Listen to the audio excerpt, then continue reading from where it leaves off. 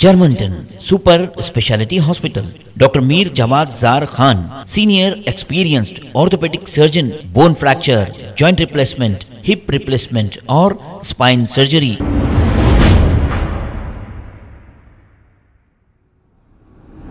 अस्सलाम वालेकुम नाजरीन, मैं हूं मोहम्मद अब्दुल हकीम। 7H न्यूज़ में आपका इस्तकबाल है।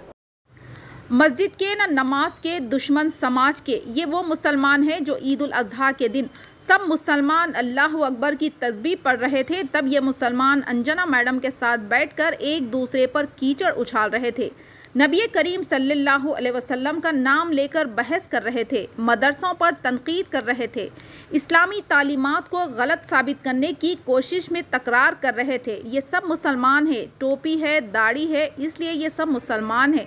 इन टीवी चैनल्स वालों ने इनमें से किसी को मुफ्ती कहा, कोई मौलाना तो कोई मौलवी, कोई मुसलमानों का दानिश्वर तो कोई मुसलमानों की जमात का मुहाफिज, कोई मुसलमानों का रहबर तो कोई आलम व स्कॉलर।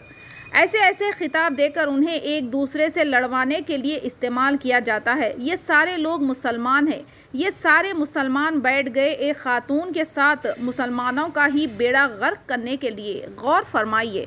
आइए देखते हैं 7H न्यूज़ की ये तफसीली खबर। चैनल को लाइक करें, शेयर करें और सब्सक्राइब करना ना भूलें।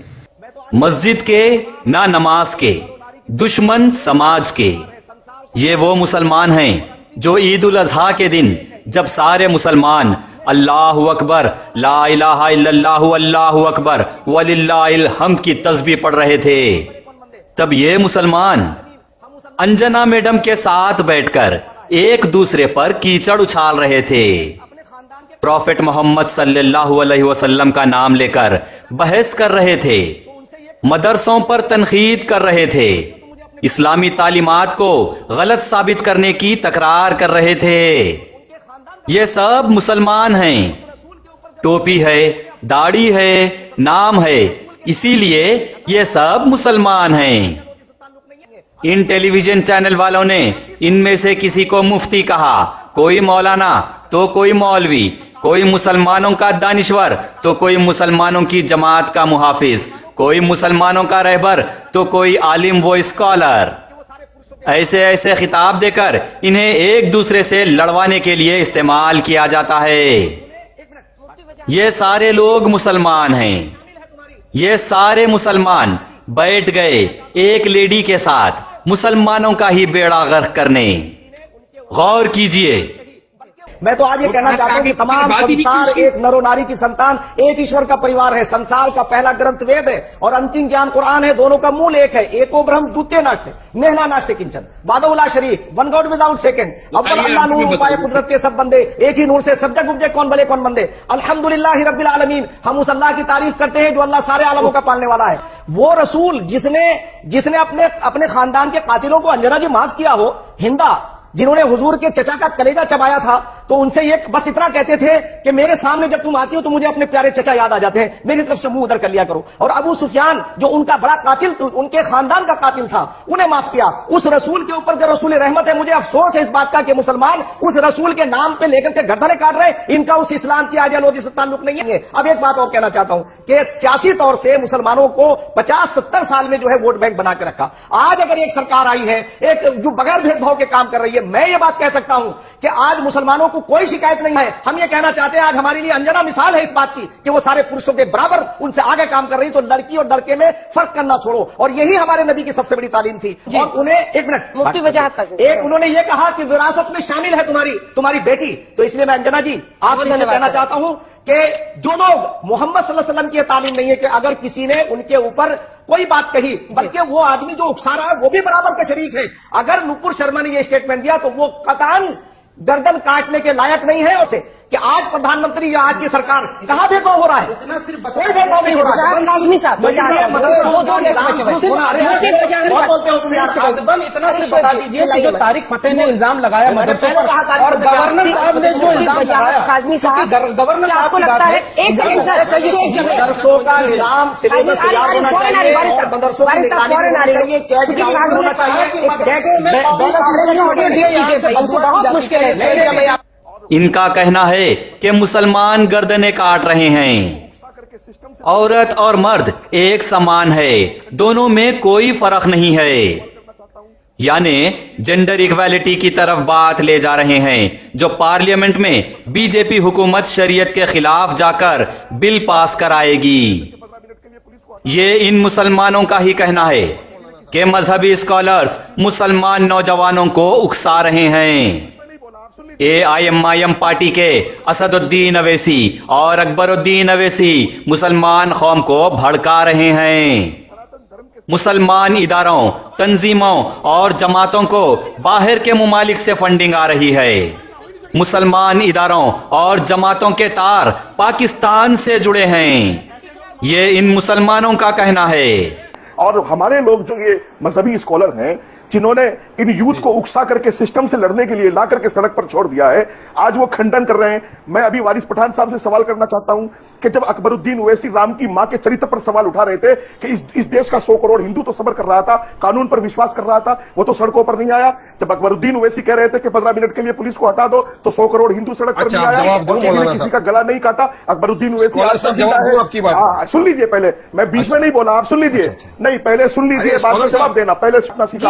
आज हम राष्ट्र के साथ हैं, हम मोदी जी के साथ हैं, हम सेंट्रल सरकार के साथ हैं और हम सनातन धर्म का सम्मान। ये खुद साख्ता मुफ्ती मौलाना दानिश्वर हजरात टेलीविजन चैनल्स पर रात दिन लेडीज से बहस करते हुए यही बहाने से सामने आ रहे हैं कि मुसलमानों और दीन इस्लाम के लिए मचाई जा रही बदउनवानियों को दूर करना है।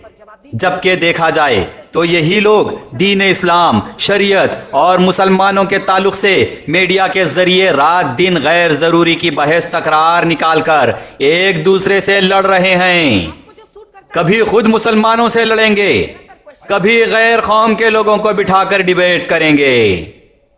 ईद उल अजहा के दिन की गई बहस व तकरार वो डिबेट आप देख लीजिए कि किसी गैर मुस्लिम ने कोई सवाल नहीं उठाया। मिली भगत के तहत बस मैडम ने ईद पर बुलाया, ईदी देकर खुद ही सवाल किया और एक दूसरे को भिड़ा दिया और ये मुसलमानों के रहबर भिड़ गए आपस में। मैडम ने शहद लगाकर छोड़ दिया और ये सारे मुसलमान एक दूसरे के साथ शुरू हो गए। सवाल मुझसे भारतीय जनता पार्टी की विचारधारा का, भारतीय जनता की विचारधारा का कोई भी आदमी इस किस्म का हो ही नहीं सकता। भारतीय जनता पार्टी में बाकायदा ऐसे लोग भेजे जाते हैं, ऐसे लोग माओवादी के जरिए कांग्रेस में भेजे जाते हैं कि पहले वहां जाके फोटो खिंचवाओ और फिर जो है अगर आपको उकसाना है, आज तक के मंच का उकसाने के लिए इस्तेमाल मत कीजिए। पहले तो आप अपना टोन और अपना जो गुस्सा है ना, उसको नीचे रखें। वारिस पठान साहब, उन्होंने सीधा ओवैसी साहब के नाम पर सवाल खड़ा किया है कि वो भी लोगों को उकसा रहे थे। इस पर जवाब दीजिए। जब सर तन से जुदा कर देंगे, नुपुर शर्मा के नाम पर पूरा गलत है। अंजना टांग रहे थे सर, उनका पुतला बना के टांग रहे थे, किसी का मुंह नहीं खुला। अभी मैं टीवी देखा है, मिस्टर पठान का भी नहीं खुला था। आपको जो सूट करता है आप वही बोलते हैं। अरे टॉपिक पर तो रहेंगे ना सर, क्वेश्चन आप रिवाइंड करके देखिए। आप मेरा जो 3 मिनट आपने बोला ना, जो भाषण की बात, उसको आप रिवाइंड करके सुनिए। मैंने कहा उदयपुर की भी घटना का खंडन करते हैं हम, अमरावती की घटना उस घटना का भी हम खंडन करते हैं और हम ये भी खंडन करते हैं जिसकी वायलेंस का खंडन करते रहेंगे। अंजना तारिक फतेह साहब जी, देखिए अंदाज है, बच्चों को रट्टा करा के पढ़ाया जाता है।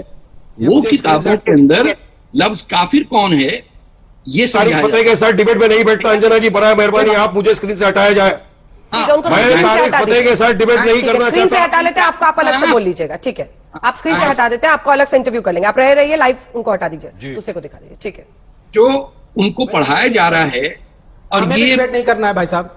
अरे भाई, मुद्दे की बात नहीं करेंगे। बोलने दीजिए। शोएब जमी जी, आपको जाना, उठ के चले जाइए, वैसे नहीं होगा प्लीज, क्योंकि वो पॉलिटिकल है, हम उनकी पार्टी के प्रॉब्लम समझते हैं। अब आप चुपचाप बैठिए और बहस सुनिए। तारिक साहब बोलिए। अब अपना आप प्लीज। पढ़ाया जा रहा है कि काफिर कौन है और जुम्मे की नमाज में दुआ मांगी जा रही कि या अल्लाह मुसलमानों को कौमुल काफिरीन पे फतह नसीब कर, सत्यानाश। मैं जवाब देता हूँ। अरे आप जवाब क्यों दे रहे हैं? मेरी बात खत्म नहीं हुई। बोल लेने दीजिए, मैंने आपसे बोल लेने दीजिए। आप बोलने क्यों नहीं दे रहे? यहाँ का ऑडियो टिप कर दीजिए, आपकी आवाज जाएगी। तारिक साहब, यहाँ का स्टूडियो का ऑडियो खत्म कर दीजिए। जवाब वही है, इनका बस चले तो ये मेरी भी गर्दन खोल रहे हो। मुसलमान हो के झूठ बोलते हो, यही तुम्हारा कमाल है। आपकी आवाज नहीं जा रही। जब माइक्रोफोन देखिए, आई कांट बिलीव इट। देखिए इनकी इंटॉलरेंस, कि they can not even here, के पॉइंट ऑफ व्यू इनसे मुख्तलिफ हो तो ये तैश में आ जाते हैं। अब सोचिए वो जो 17-18 साल का बच्चा है जिसको आपने पंप किया हुआ है कि तूने जब तक काफिरों को नहीं मारा तू जन्नत में कैसे जाएगा। गजवा हिंद का बेसिक प्रिंसिपल है कि हिंदुस्तान से हिंदुओं का खात्मा, सबको मुसलमान करना, सारे टेंपल तोड़ना, फिर रोजे कयामत आएगा और ये चाहेंगे अपनी जन्नत में हूरों के पास। ये लोग खुद एक दूसरे को झूठा कह रहे हैं। ये मुसलमान ही मुसलमान कौम को आतंकवादी साबित करने की कोशिश में लगे हुए हैं। इनमें से ऐसे कई लोग हैं जो रात में जब तक शराब का नशा ना करें उन्हें नींद नहीं आती, और यही लोग सुबह मुसलमान बनकर उठकर मैडम की पेशी में आ जाते हैं और मुसलमानों को रिप्रेजेंट करते हुए दीन इस्लाम समझाने की कोशिश करते हैं। दीन इस्लाम, प्रॉफेट मोहम्मद सल्लल्लाहु अलैहि वसल्लम शरीयत की बात करते हैं, इस्लामिक हिस्ट्री खोल कर बैठ जाते हैं। इन्हें इनकी अम्मा ने, इनके बीवियों ने इतना नहीं डांटा होगा जितना कि ये टीवी चैनल के लेडीज ने इन्हें डांट कर जलील कर दिया है। आवाज नीचे रख के बात करो, शो छोड़ के जा सकते, टोन नीचे रखें, उठ के चले जाओ। लेडीज से इतना सुनकर फिर भी बेगरते बनकर मुसलमानों का नाम डुबाने बैठे हुए रहते हैं। ये पैसा बोलता है। ये वो मुसलमान हैं जो पैसा मिलने पर स्टूडियो में लेडीज से जूते भी खा लेंगे, लेडीज से थप्पड़ भी खा लेंगे ये लोग, क्योंकि इनके लिए ये पैसा बोलता है। लड़ाई ये है कि मुसलमान क्या कर रहा है, इसको ये कौन समझा रहा है और कौन मैदान में खुदा रहा है, और मैदान में लाने के बाद वो ये बता रहा है कि आपको ये करना है। उसके बाद जब ऐसे हादसे हो जाते हैं तो हमारी तंजीमें उनके लिए कोर्ट में मुकदमे लड़ने के लिए वकील देती हैं, पैसा देती हैं, और विदेशों से चंदा आता है। और अभी कई सबूत सामने आए चंदे के कि किस तरीके से पूरे देश में चंदा हुआ और दावत इस्लामी के लिए बड़े पैमाने पर फंडिंग की गई। तो होना ये चाहिए कि इनकी जो जड़ें हैं उन पर अटैक होना चाहिए कि ये कहां से चल रहा है, विदेशों में कहां इनके तार है, पाकिस्तान में, इंग्लैंड में, साउथ अफ्रीका में कहां कहां ये लोग जाते हैं और वहां से बड़े पैमाने पर मुसलमानों के नाम पे फंड इकट्ठा करके लाते हैं और ला के ऐसे लोगों को देते हैं जो ये कारनामे अंजाम देते हैं। और भारतीय जनता पार्टी ने नुपुर शर्मा को कंडेम किया, उसको पार्टी से बाहर निकाला। जब दिल्ली पुलिस ने कहा कानून के दायरे में था और संविधान के दायरे में था। जब कानपुर के इमाम ने कहा कि हम देश की एक सेंट बजा देंगे, कफन बार के बाहर निकलेंगे, तो उस टाइम सारे मौलवी जिन जिन मौलवी ने किया इस्लाम नहीं है, वो राजस्थान के बूंदी में गिरफ्तार चला गया था। जिन्होंने कहा वो राजस्थान के बूंदी में गिरफ्तार नहीं बोलने देंगे, पाकिस्तान से आप बोलने नहीं देंगे। नैनीताल के मैं बोलूं कि उनके डब्बे रखे हुए हैं, चंदे के डब्बे रखे हुए हैं। महबूब बदरी की, रक्षा मंत्री की जमात उन लोगों के चंदे कर रही है, तो जेल में जाके वकील देंगे। कौन चंदा कर रहा है, नहीं कर रहा, वो सब चंदा करते हैं। जितने आतंकवादी हैं भाई, आप जो मौलवी आतंकवादी बंद हो गए हैं, 1 घंटे के बाद चंदा शुरू हो जाता है कि नाजायज फंस गए हैं, हम इनके लिए पैसा लाएंगे, इनके केस बनेंगे।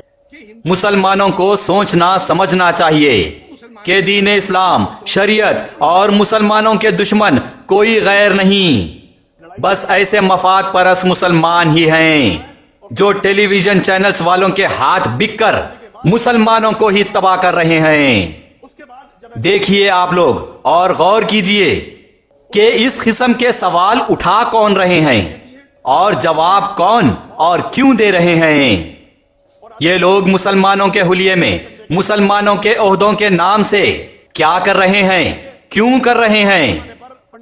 टीवी चैनल्स वालों और ये लेडीज एंकर्स का तो ये पेशा है, उनका ये प्रोफेशन है कि मजहबी मामलात इसी तरह गर्म करें, ज्यादा से ज्यादा लोग इसे देखें, एडवर्टाइजर से लाखों रुपया कमाया जाए और लगे हाथ दीन इस्लाम के मुतालिक शक व शुबात सवालात दिमागों में पैदा हों, मामले तूल पकड़ें और सड़कों पर एहतजाज हो, मामलात अदालतों तक जाएं। लेकिन ये जो मुसलमान हुलियों में लोग दिख रहे हैं, इन्होंने अपनी 2 कौड़ी की शोहरत और कमाई के लिए किस तरह का पेशा अपना लिया है, गौर कीजिए। इनकी इस हरकत से दुनिया को क्या पैगाम मिल रहा है। इनकी बहस व तकरार, इनकी डिबेट से किसको क्या हासिल है।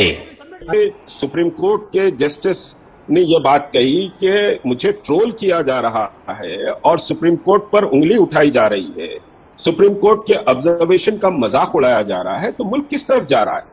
अच्छा, एक नुपुर शर्मा, ठीक है, मुफ्ती खास में एक लाइन में जवाब देना चाह रहे हैं। एक मिनट मुझे पूरा कीजिए ना। आपने भूमिका बनाने में ही ले लिया ना 2 मिनट, यही तो दिक्कत है। जर्मनटन super speciality hospital, doctor Mir Jamaat Zar Khan, senior experienced orthopaedic surgeon, bone fracture, joint replacement, hip replacement और स्पाइन सर्जरी कामयाबी से अंजाम दे रहे हैं। इसके अलावा neurosurgery, cardiology, gynaecology, dental, general medicine, dialysis और फिजियोथेरेपी जैसे शोबाजात में इंतहाई कामयाबी के साथ वाजिबी फीस में इलाज किया जा रहा है। शेयरिंग और प्राइवेट रूम्स, अस्पताल में 24 घंटे MRI, CT scan, 2D digital x ray, ultrasound, operation theatre, ICU और लैब की सहूलत दस्तयाब है। आपकी उम्मीदों के ऐन मुताबिक Germanton super speciality hospital, pillar number 150, Attapur, Hyderabad.